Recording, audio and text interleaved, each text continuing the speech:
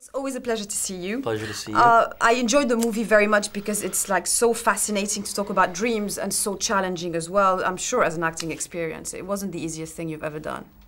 No, it wasn't the easiest, that's for sure. When you get a visionary director like Chris Nolan, he says, I want to enter the 4 different stages of the human subconscious, and all of them interact with one another, and it's also a giant therapy session for your character as he goes through this cathartic journey to understand the truth of his past.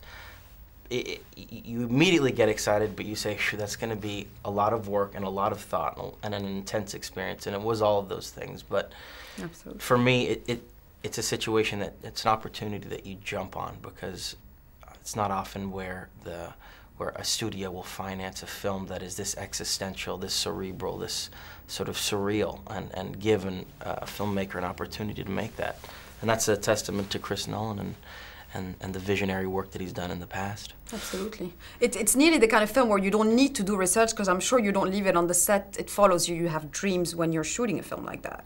Or you're more aware of them. I'm not a big dreamer, actually. He's really the one that has delved into the world of the subconscious a lot more than me. I remember fragments of my dreams, small moments, feelings, and I know we often suppress things in our life that come about in the dream state, and that's what I pay attention to, the feeling that I have, but I never remember the whole storylines, but he remembers them vividly, and this is why he was propelled to make a movie about the subject matter, because I think it influences his life in a lot of ways.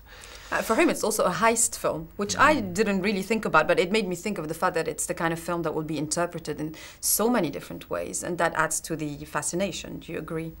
Well, I think that in knowing that he was going to do a film that was this sort of far out and surreal, he had to also make something incredibly entertaining for an audience. And that's what excited me about this film, that it is the best of what Hollywood has to offer. It is a giant spectacle film with something that can get an audience, engaged and suspenseful throughout the whole course of the filmmaking experience, or the film experience.